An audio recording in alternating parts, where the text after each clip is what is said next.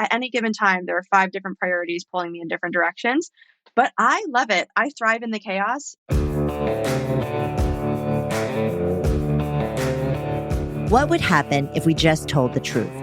Welcome to TruthWorks, where we dig into the nitty-gritty of leadership and work. And what needs to change. I'm Jessica Neal. And I'm Patty McCord. Our journey together started in HR, but trust us, it's evolved into something wild, honest, and well, a bit rebellious. So throw out the handbook. We're here to redefine rules to work for us, not against us. Let's dive into another episode.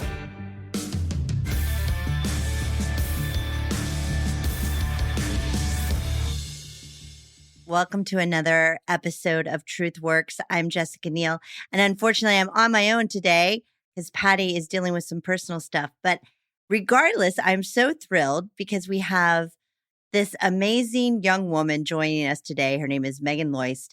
And Meagan, I met you like a month ago in Helsinki, Finland, at a conference called Slush. And I was just so impressed with you and was reading your background, and I'll probably miss a few things, but you started your own VC, which is called GenZ VC. It's a community. And you went to Boston College. You're now at Oxford. You also are on an advisory board for Girls Who Invest. And you sort of are, I don't know if you would call yourself this, but a spokesperson, evangelist for like all things Gen Z. Yeah. Like GenZ VCs, it's the largest community of next-gen investors and founders globally. So we have 27,000 members from 80 countries. And these are people who live and breathe innovation from a bunch of different lenses. Many founders or operators come from corporate backgrounds, for example. They're building for the future. And so we very much, like as a community, have a lens on sort of what's coming next. And I started the community during the pandemic. I was 23 at the time. And I'm also on the elder side of Gen Z. So we can get into this, but Gen Z is like 11 years old to 26. I'm 26. And so like one person can never be like the spokesperson for a generation. But I like to think that I can come at and approach problems from several different angles that can speak to a lot of the different, both like opportunities and also grievances from people who are around my age, younger than me, etc. Yes. Well, we are going to get into all of that, but I want to focus a little bit on this community that you created during the pandemic. So you're like 23 years old. It's the pandemic. Life probably sucks a little bit, right? Yeah. You can't go out with any friends. Like, I don't know. What are you doing? And how did this all happen? Yes.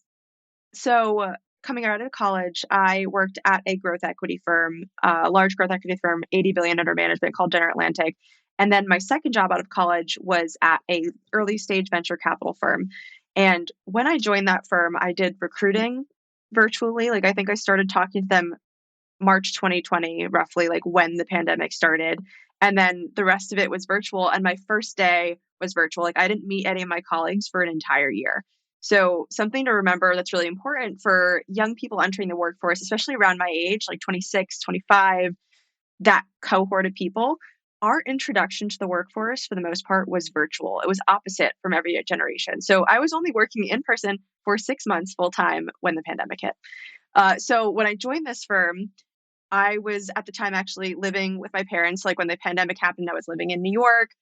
I was terrified, I think like everyone. So I moved back home to Long Island. I was basically working in my bedroom, and I needed to learn how to be good at my job. And if you know anything about venture capital, typically if you're an analyst, an associate, you're doing some type of sourcing, which means you are supposed to be like the boots on the ground for that company, meeting companies, like putting yourself out there, going to events. None of that was happening during the pandemic. And also, I didn't come from, let's say, like a traditional background for venture capital. I didn't go to an Ivy League school. So I didn't have like a very robust network that I could sort of draw from to be really good at my job. And the people who know me well, I'm like very, very type A, super ambitious, like most likely to succeed in high school. I was valedictorian. Like I've always been that type of person. And so when I joined, I had to figure out how to be really scrappy to meet founders, to meet people, and also just in general get my name out there. So when I joined, one of the first questions they asked me, even before I had my first day, was, "What's your Twitter handle?" All the young people are on Twitter. Founders, VCs, you should be on Twitter. And I had 50 followers at the time, something like that. Like I had basically just tweeted for credit for a class in college, and I was not predisposed to making content, let's say that. But once I joined, I found that I really liked it. Like I liked looking at the world around me. The firm had invested in many companies that are sort of targeting Gen Z. Think like Topicals, for example, it's one of the fastest growing brands in Sephora. And anytime we would talk about the rising Gen Z consumer in team meetings and stuff, I would be like, oh my God, they're talking about me. Like, this is how I shop. This is how I think. This is how I behave. And even though I'm on the sort of upper hand of like where Gen Z fits in the age range, it all really resonated with me in a big way. So I started writing about all the experiences that I was having from firsthand perspective, and then thinking about what my peers were experiencing, also going through the pandemic, that were working in my industry. How could we be helping one another? What are some of the problems that we're facing? What are the trends that we're following? And so I tweeted about this, ended up having hundreds of people sort of respond to this tweet asking, if you're a Gen Z investor, what are their favorite trends? Like, what are you following? And I wrote this article coining the term Gen Z VCs, basically just Gen Z VCs weigh in, talked to 71 investors, and we outlined like top trends we were following, our favorite companies, our favorite mission driven companies. And then I started the community on the back heels of that article. And so fast forward to today, again, we're 27,000 members from 80 countries. It's my full-time job. It's opened up more doors than I ever thought could be possible. And now I have 190,000 followers roughly on socials. And so it started really from just tweeting as a VC on Twitter and really leaning into just my firsthand perspectives as a young consumer. And it's evolved since then, because it's not just like, I think a lot of people typically conflate Gen Z trends with just consumer, but in reality, it's like it's workforce, it's gaming, it's enterprise tools, it's everything, because we are the next generation of consumers and workers. Yeah. But that was how Gen Z VC started. It literally was like a 2 a.m. idea for me, a tweet, and then a community, which I had never really planned to start. Like it went viral immediately. We went from 0 people to 1,000 in like 4 days. And all of a sudden, like people had so many ideas, and I was like, okay, let's put this under like one umbrella. The Slack group has continued to grow. We've launched several different initiatives, all focused on helping make VC and tech more accessible to the next generation, and really solving a lot of the problems that I saw breaking into VC that my peers experienced, and how can we make it just better and also be helpful to one another as we're doing it. So very collaborative, which is great. Fascinating. And so it's your full-time job, yet you are a student at Oxford. Mm-hmm. So how do you fit all that in? Well, I think the notion that Gen Zers have side hustles and have typically multiple things going on at once is it's pretty broad spread at this point. This is something that I think a lot of people hear. For me personally, I have usually like 5 jobs at once, and it's because I have a lot of different passions that I love. And I think in today's world, you don't have to just be defined by one thing or one headline on LinkedIn in your bio. So I'm the founder of Gen Z VCs. Luckily, like there's a Slack group and then the initiatives, which take up the most of my time, but I can decide when and where I'm spending that time, right? So it's Gen Z VCs, which is where I don't actually make money. So I don't take a salary as a CEO, for example. I do consulting for Fortune 500 brands, where I basically help them think about whether it's engaging Gen Z on social media, thinking about community building, working with creators, workforce development, sustainability, AI, anything. So I work with Fortune 500 companies. I do press and sort of like writing, interviews, all that kind of stuff. I'm a content creator, and I'm sort of working with companies on brand deals and stuff like that. And I'm also a student. So like at any given time, there are 5 different priorities pulling me in different directions. I love it. But I love it. I thrive in the chaos. And again, reminder, I'm 26. Like my responsibilities right now are probably the lowest that they'll ever be in my life. And I'm very cognizant of that fact. You'll see different types of people emerge in sort of their 20s and sort of how they subscribe to work culture and the things that they want to do and whatnot. For me, I want to run at things as fast as possible and get things done and hope for the best. But I also just think I've seen that work for me in a really big way, where, I put in the time and the results show. And so yeah, you find time. By the way, I just have to say your content that you create is beautiful. I am Thank you. captivated. I've been following you on Instagram. I need to get down with the TikTok. I haven't quite got down with it yet. Maybe you can teach me. Yeah. But you're really good at creating content. It's very funny because my Instagram, TikTok audience and my LinkedIn audience, Twitter audience, completely different. Uh-huh. So like the people that follow me on Instagram, a lot of them don't even know about GenZ VCs or what I'm doing. And they think I'm English. They think I'm from the UK. And then they hear me talk sometimes in my stories and they're like confused. They're like, wait, where are you Where's from? your British I'm like, accent? Yeah. I'm American. Yeah. I'm from New York. Yeah. And so it's been very different for me because I started creating content really on Instagram, TikTok 3 months ago and skyrocketed from 2,000 followers to 77,000 followers. Same thing on TikTok, like 1,000 to 21, 22,000. But that was a big part of me even wanting to go back to school and focus on personal growth. Like anytime I would speak to, let's say like folks in Hollywood, and I do business television too. So I love doing like segments on TV. They'd always ask for like, am I doing stuff on video? And my answer was always no. And so when I got to Oxford, that was a big thing for me. I want to get better at video editing and also just being in front of the camera in different ways. My content on Instagram, TikTok, it's all like very aesthetic focused. And something that I'm going to focus on this year is more like sitting, talking, and breaking down also like my life beyond Oxford and like what happens after you graduate. Why do you go to Oxford? And also like what is the other step that's happening in my life? Why am I traveling to Helsinki to speak at a conference? And how was I the youngest keynote at that conference, which is the largest startup conference in the world? So like I'm going to be doing a lot more of that, but also you have to enjoy it. Like content creation is not for everyone. It's not for every industry. It can be a huge point of leverage to sort of unlock opportunities for yourself, but I genuinely enjoy it. And so I do it and it looks different on every platform that I'm Okay. Well, creating now I on. have to go to every single platform and, I'm intrigued. So I want to tell you this story and I want to get your opinion because this is Yeah. where I think, because, as we talked about before, I think I'm pretty cool, right? For my age and relatable. Like I feel like I can relate to most people. But over the holiday, I was on a little vacation with my son and my husband. And then there were these 20 somethings in the pool. They were drinking and having fun. And one of the ladies says, "Oh, I just fucking hate capitalism. Like I hate it." Right. And I was like, "Oh, where's this going?" I'm just sort of eavesdropping. And then the other one goes, "Yeah, me too. I hate it. And in fact, I was just at this store and I stole this $200 bodysuit. Like I put it on and I walked out and I didn't, I kind of felt bad, but I didn't feel too bad. And then I don't know, their conversation got interrupted by another conversation and they kind of switched topics. But I was literally sitting there with, my mouth open, like, what are you talking about?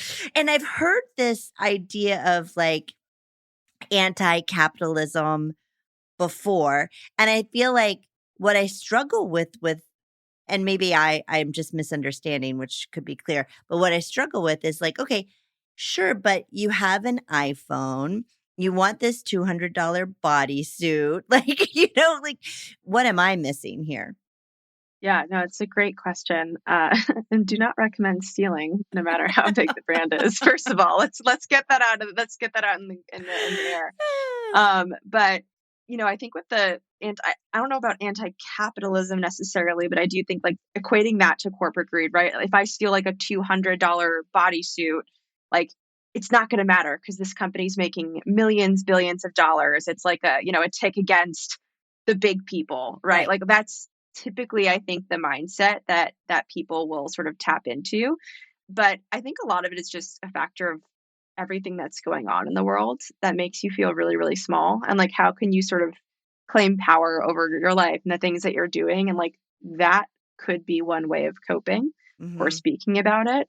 I think also a lot of it is perpetuated by like let's talk about like fashion just for a second. Like when you think about like anti-capitalism, like everything that comes from like being online, TikTok shop, going crazy, right? It's like you're just expected to spend money and all you see is other people spending money on fancy vacations and clothes, and not just clothes. It's like do you have the Yeah, the purses, the Tasman slippers watches, right now? yeah. And so, yeah, of course, like you look at all that and you look at like people online all the time, and it's like it's constant, and you're like, Jesus, like F capitalism.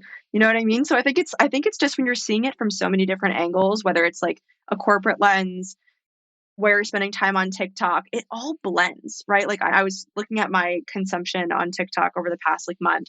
I spent an average of like 18 hours a week on TikTok, and that covers just about everything. It's shopping, it's entertainment, it's news, it's nonstop content consumption around everything. Right. And it can be a little bit overwhelming, and sometimes obviously like Gen Z, loneliness, pandemic, depression, like there's a lot of mental issues that come with a lot of that. But I think when you're constantly seeing just like overconsumption in every angle, and how do you climb the corporate ladder? How do you do this? You're just like, geez, I just want to exist. Right. Doors are falling off of airplanes. Like it's just like, where are we safe? You know what I mean? That is a big problem. Hopefully they figure that out quickly. So in the workforce, right? So I think you know this, but I was the CHRO for Netflix for a while and spent most of my life working, with Netflix and other corporations and trying to find ways of working and a culture that promotes high performance, radical candor, all of these things. And I see a lot of organizations kind of struggling to meet the demand of the younger workforce, right? And it's everything from like what to expect on performance to remote to promotions to mission and diversity inclusion. So there's a lot of expectations, I think, on both sides that sometimes just miss each other. And, oftentimes when I was working through some of these things, I always would sort of try to check myself to say, like, am I being like totally, old school thinking right now? Sort of like, I don't know if you've ever heard of this statement, but it's like, get off my lawn, like young kids. Like, is that my mentality right now? Or is it on the other side, right? Is this me or is this them? And so I would love to hear your thoughts on like what's going wrong in sort of the workplace today for both. Yeah. Well, I think there's a lot of just like general value differences on how people approach the workforce. Like if you look at a bunch of the data around how Gen Z thinks about work, what are the things they prioritize? It's typically like pay, Right. work-life balance, and then mission. Like there are a lot of young people that won't work for companies that don't stand for the things that they find important. But at the end of the day, everyone needs a paycheck, and that is what they'll prioritize. And so I think where you're seeing a difference too, right, is just like the way that Gen Z sets those boundaries around work-life balance in relation to pay. So like on TikTok, if you spend a lot of time on TikTok and you look at a lot of like the Gen Z corporate humor, there is truth rooted in it, where it's like, okay, like my job, my contract says that I'm working 9 to 5. If you're not going to pay me more for the work that I'm doing, only for me to like get fired on a massive Zoom call with like 1,000 other people and see that happen to my coworker who did put in the time for 20 years, it's really disheartening. So it's like, yeah, I'm going to close my laptop at 5 p.m. if there's not like a path to getting more, or if there's not an incentive to continue doing so. And so you see a lot of that like Gen Z corporate humor where it's like, oh, like, am I going to get paid more for this extra work or this extra role that you're now putting onto me? And if the answer is no, they're going to say, sorry, not in my contract. And again, that's not everyone. But I think that mindset people take issue with because that wasn't what it was like when they were working. No. They weren't setting those types of boundaries, and it rubs people the wrong way. Like when you see most of the headlines around Gen Z corporate America, it is that they're lazy, they're not hardworking, they're difficult. But if you really like peel back those layers, yes, of course, there's in every generation, right? You're going to have difficult people who struggle to get along with people around them or struggle to get along with their manager. I think it's just the way that they're stacking those priorities. And like work-life balance is a really, really big one. And they won't have loyalty if they're finding a higher paying job that brings them more happiness, and they will leave, right? And so there's just a lot to sort of bring into the equation. Yeah, no, and I think that's right. And I think where organizations struggle is that, look, like when I was growing up in the workforce, that was not the case. Like you worked hard. I remember calling my parents and I think I was like 24 or whatever. And I was working really hard. I was a headhunter and I was successful very early. And I called my parents and I was like, "Oh, I think I'm going to ask for a raise." And they're like, "No. Like don't you dare ask for a raise. Like, you put your head down, you work hard, and if your boss thinks you deserve a raise, they're going to come talk to you." And I was like, "Oh, okay." And I think that did a disservice to me in some ways because I didn't learn how to advocate for myself. And what I do appreciate about Gen Z is that they have no problem advocating for themselves. But I think in the corporate setting, it sort of fuels this tension because, to your point, they're young, they're oftentimes unproven, they're oftentimes early in their career somewhere. And then there's this pressure or expectation from them to have more, right? And then on the other side, they're like, "But we're already giving you more," right? Like we're paying you more than we were paying people, 3 years ago. And you've been here for 6 months. And so I think that maybe something you could give some of the advice to like people in leadership positions, like what's your advice to sort of navigate that dynamic? Yeah. The answer is it's challenging. Like, I think from the perspective of a young person, there's almost more opportunity cost in my point of view today because of how many ways that you can like just frankly make money, start a business, have a side hustle. Like it's like never been easier to like start something and do it on this. I think like remote work has also made that easier, right? Like you're not spending 4 hours commuting back and forth to the city every day. Yeah. You can use that time and put it towards other things. And so when you have a young employee who like doesn't feel fulfilled at work or whatnot, and they're thinking about how they could spend those extra 4 hours in the day, more likely than not, they're probably not going to put it towards that company unless the incentive is good enough, right? Yeah. And so what can companies do? So is it clear path or is it money or is it both? I think it's both, but I think the clear path is really important and showing like what does it actually take to get from point A to point B? What are the expectations? And also like is that step up? Is that in line with what's happening? Do you get increased responsibilities? What is it? Because I think, like, again, I think for previous generations or like millennials, especially when you thought about like workplace benefits, what did that look like? It was, free lunch and it was ping pong tables at work and it was like this like fun work environment. I think people care slightly less about a lot of that stuff Okay. right now. Dig into what really matters to those people, like to your workforce, to your people. Because for some people, it might be like the more you move up, the more flexibility you might have in that role to launch and initiate things. That's another thing I think with younger people, and why you see so many young people starting businesses, wanting to start businesses, is they want to have agency over the things that they do. And naturally, young people, when they're starting in corporate America, you're at the bottom. Hmm. So you don't You don't typically have any have a lot of agency. Yeah. agency. You don't have any agency. And so I think showing them a path towards building and developing that agency, whether it's with others, on their own, be able to put their stamp on something and like feel like they're actually like making an impact towards something that they're working on. Like that's why they joined the company in the first place, right? They want to make their mark and learn, get that paycheck, but also like do work that's meaningful, makes them happy and fulfilled. And so I think if you're able to show that clear path towards getting there, give those people agency and space, exposure to the right people in the right way, I think that's a great place to start. I think that is very helpful. And I like thinking about this term agency because that doesn't mean like you have to promote them in 6 months, right? Maybe you do, maybe you don't. But oftentimes, it takes a little longer to get promoted in different organizations. They have different sort of processes and ladders.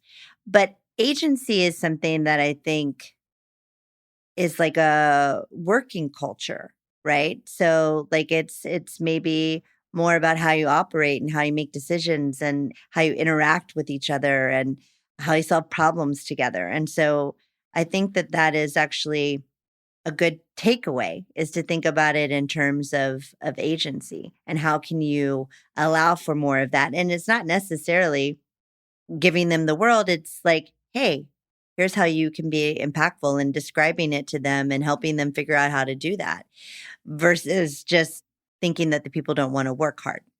Yeah, I think that's right. And I think also thinking about the managerial structure and how you're supporting those younger employees who are already coming into the workforce with the expectation that they will be difficult, right? Yeah. Like whenever people think about Gen Z in the workforce, it's typically a negative connotation to start. So like you're kind of already climbing an uphill battle. God forbid you put like an emoji in an email signature or like you're typing in lowercase. Like this is what people are already expecting when you join. They're going to have that conversation about like, what does professionalism look like in our organization? Like, this is kind of what, like, Okay. So is that okay? Like, is it okay? I mean, I don't really care if somebody puts an emoji in an email or it depends on the company. It sure. totally depends on the company. Like, but I think it's like, I say that like that is a stereotype, right? Like, Yeah. not every young person is like this. They might be more colloquial in the way that they speak with their friends versus the way that they present in the workplace. Like, I think, for example, if you're starting in investment banking, you kind of know that's not nonsense that will be tolerated. And so you don't do it. Right. But a different type of organization Yeah. Like a tech might have a very startup different or or, yeah. more relaxed culture. Yeah. And that's fine. But I think the point is don't put young people in a box. Instead, figure out how you can support them and support their whole person and making sure that like the structure of sort of like reporting support is there. Yeah. Because I think it gets lost sometimes in a remote culture, especially. And like most young people are looking for remote or hybrid roles versus 5 days in the office every day. Yeah. I think that's been like even more perpetuated, obviously, since COVID. Yeah. So just making sure that like, especially in a remote and hybrid world, are your employees supported and also inspired and motivated? And that's typically on like the next level report that's on the manager. So just making sure that there's like really good communication around how that all plays into it. Yeah. Well, let's talk about that for a second because there is sort of this, and look, like I think we learned a lot during COVID that we can do a lot remotely, but there's sort of a reversal in the corporate world happening around that remote work stance. It's like, okay, we had to do it, but now we want everybody back in the office, right? And there's a lot of mandates coming, from the top, from, you name the company, they're all kind of doing it, whether it's banking or tech or otherwise. And then you have this generation of workers who definitely don't want that. And I've seen in many cases where companies have mandated and people just don't do it. They will not come to the office. Like they're not doing it. So what do you think is the right approach there? Is it really to mandate and demand that people come in person? And look, I get it. Like there are things that you can't figure out on Zoom, right? And there are things that I think companies are wanting for their employees, like for them to develop deep relationships with each other and to develop a line of trust and honesty so that when things are hard, they have those foundations to work off of and they can work through tough things together. Because when you don't have that, that makes it harder. And so I understand the want and the desire. I don't necessarily think the strategy is working, but do you think that there's a flexibility on the side of Gen Z to want to have those things too? Like, do you think that there's a desire to have more relationship with their colleagues at work, or is that just a thing of the past? I think there is. I think especially like when you think about there's these really interesting graphs that show the amount of time that you spend with different people in your life at different phases of your life. The time that you spend with your coworkers is continually going up into like your 40s, and the time with your friends, your family is down, right? And so you theoretically are going to be spending a lot of time with the people that you work with. The hope is that you'll like them and get along with them. And like you'll see also too, like on, again, I'll refer back to TikTok a lot because like that's what we see every day. Like this is like the representation of like what people are experiencing. It's like that one coworker, like your ride or die that you met at work, and that like that's how you get through the day, no matter what job it is. Like that's still important no matter where it is, whether that is like a peer, someone that you work for that you're really close with, that's like a mentor for you. Like everyone wants to have that person. And so hopefully that does exist at that company. So like for sure, I don't think like you can just generalize and say like young people don't want to get to know their coworkers, but some people are going to subscribe to the like, this is my 9 to 5. I spend my 9 to 5 with my 9 to 5 people, and then I leave. Yeah. And I don't want to go to the prescribed, like, hey, we're doing a team happy hour every first Friday of the month. You have to be there. Like, hopefully people want to be there because they love the company, they love the mission, and they love the people they're spending time with. It's really hard to, I think, force a lot of that stuff.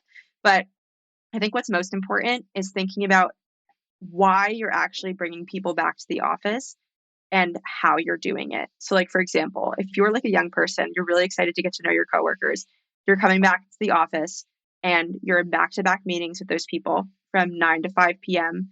There's no recapping or time to like brainstorm and learn with one another. Then you could have just done that on Zoom, theoretically, right? Like, I think you have to just really be thoughtful about like why you're bringing people into the office in the first place. How are they collaborating in person in a way that they couldn't do so on Zoom? Yeah. And prescribe that into the culture on how that helps you do your job better, how that helps the company perform better, how you can grow more as an employee by getting that exposure with the people that you're working with. Because frankly, like for me, at least, again, I was a remote worker for a year. I was dying for time with my coworkers. I really wanted to like learn the job, know the job. And it was very, very difficult if like higher ups didn't set aside time to recap the calls, to recap the things that we were doing. It's a lot easier to do that stuff in person typically, but you have to set aside time for it. Don't expect people to come back to the office, book back-to-back time or like solo working time, because you could do that at home. Just make sure there's time for like the actual collaboration and recapping of what's going on. No, I'm so glad that you said that, because I think that one of the misconnects in this sort of we all have to be back in the office thing is that, to your point, it's the same old, same old. It's like these back-to-back meetings, like it's all very tactical. It's all things we could have emailed each other about. It's all things we could have done over Zoom. And the thing that I've been talking to a lot of companies that I work with is this thing about being intentional, right? About the time that you're together and in person. Like when you ask everyone to drive or travel or go wherever, it's got to be a moment. And this is your moment as a company to inspire them, to develop them, to get them all the context they need to do better, to connect with them, to build trust with them. And so I think like, some companies are doing this and some are starting to and some aren't. They're just sort of behaving the way they used to behave. But I think if you can use that time differently, right, when you're together and make it intentional and make it special, then everybody's walking away feeling more engaged, feeling more successful, feeling more impactful, and energized to do more work. And so I feel like office spaces too should almost change to be, instead of like seas of cubicles or whatever they are, desk, to be more like collaboration offsite spaces, right? So that, if you do come in and you have a 3-hour meeting, make that a strategic meeting, make that a brainstorming session, make that a session where you are walking them through the new business challenges and the new business strategy. Like that's what I think is going to captivate people and make people want to get together versus your point, like it's just this standing happy hour that we all kind of have to go to. Yeah. Think about how difficult it is to raise your hand on a Zoom call when you are the youngest person in the room and there's like 20, 30 people there. In person, it's a lot easier to be a little bit more brave. Yeah. Right. And so like, that's a great way to just, again, get people out of their shell, make them feel more comfortable. Like you have that small talk before the meeting. When you're waiting on Zoom, it's like, oh, do we have everyone? We're waiting for this person. Like when you're in person, you're having other conversations typically. Right. And so I think it's, again, just thinking, because time in the office is so precious and I think is only going to continue being, again, like a portion of the time that people spend as a part of a company culture, how can you use that time as meaningfully and effectively as possible to really bring people in, not only like in that meeting, but like subscribe to the broader culture, the organization and the people, because right, people make every company organization.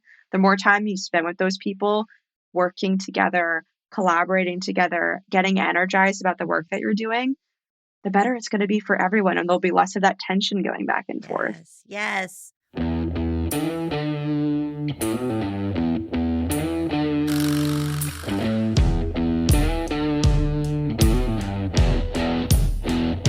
Okay, it's time for career confessions. Ooh, okay. Okay, here it goes. It's titled Aspiring VC at 22. I'm 22 years old and I want to dive into the world of venture capitalism. Is this even possible for someone barely out of college? I know I don't have much experience, but how do I go about getting it? What steps should I be taking right now to break into this game? Or should I be taking it a bit slower? I feel like you're the perfect person to answer this question. I think so because I did it. Yeah. I think so much of breaking into VC at a young age is about like getting yourself into the right rooms, but also finding your voice early. So like even for me, so I started my first job out of college was at a growth equity firm. Very few firms even hire or recruit out of college. And so first of all, like knowing what the universe looks like of opportunities, like what are the firms that do hire out of college that do have structured programs, which for some people are important. For me, it was like I wanted to do an internship junior year and have that lead to a full-time role. Not all VC internships have that. And so, and not all VCs even hire every year. They hire every 2, 3 years, 4 years for an analyst. So first, just like knowing your opportunity set, and then it will be an uphill climb. That's the first thing. Be real with yourself. The second thing, though, is figuring out how are you standing out in a sea of thousands of resumes that are shooting for those one roles. Typically, it's through how you're building your voice and building your network.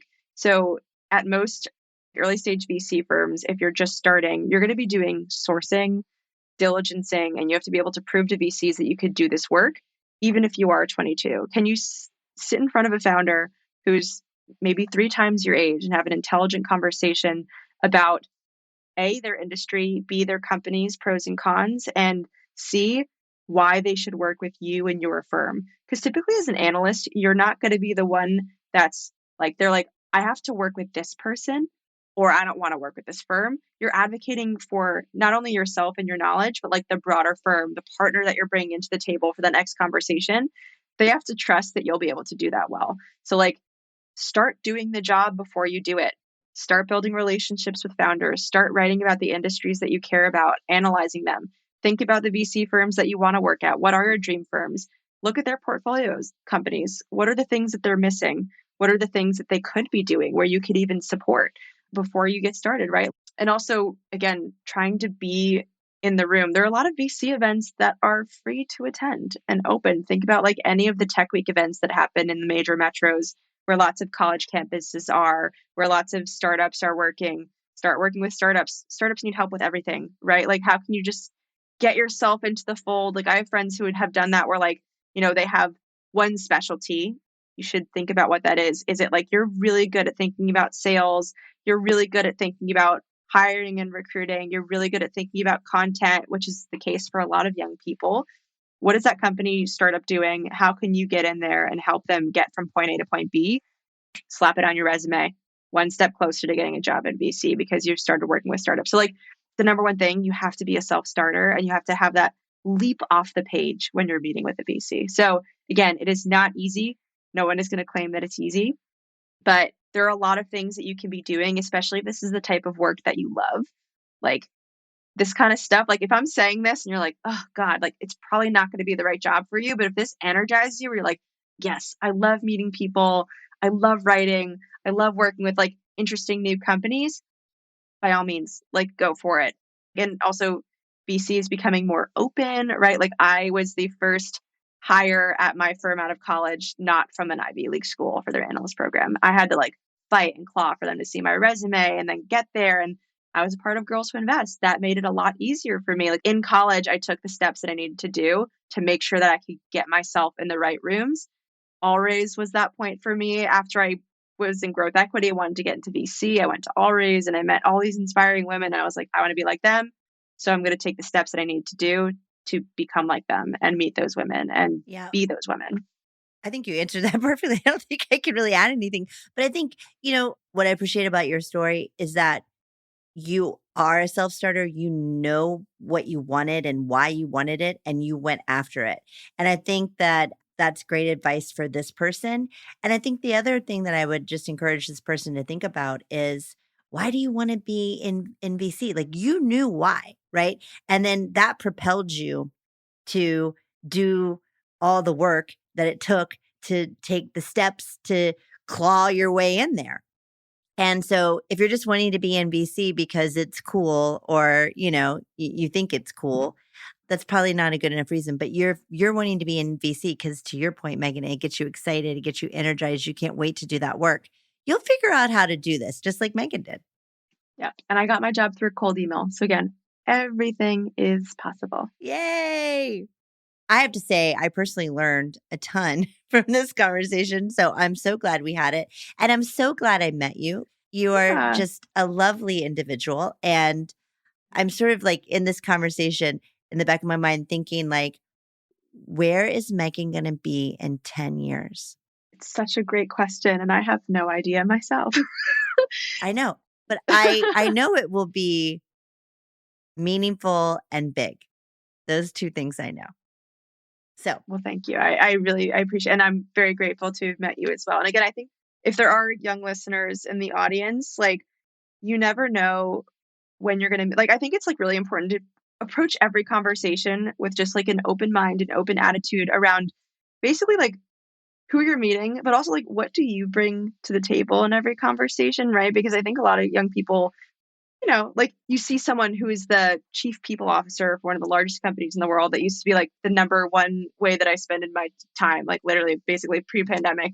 That could be really intimidating, but like, everyone comes at problems, opportunities from different lenses. And so like, just don't be afraid to kind of dig deep and think about people as people and how you can support one another. Like, as women, as people who are both working in corporate America, now people who are working in VC, who are doing content, like, there's always a way that you can sort of support the other person on the other side of the table, no matter how senior they are, no matter what they're doing. So yeah, I'm very grateful to have met you as well. And I'm sure this will not be our last conversation. No, it will not.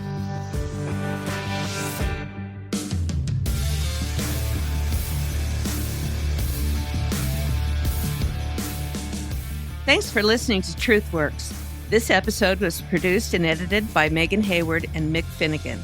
Thank you, Kathleen Speckert and the whole Edit Audio team.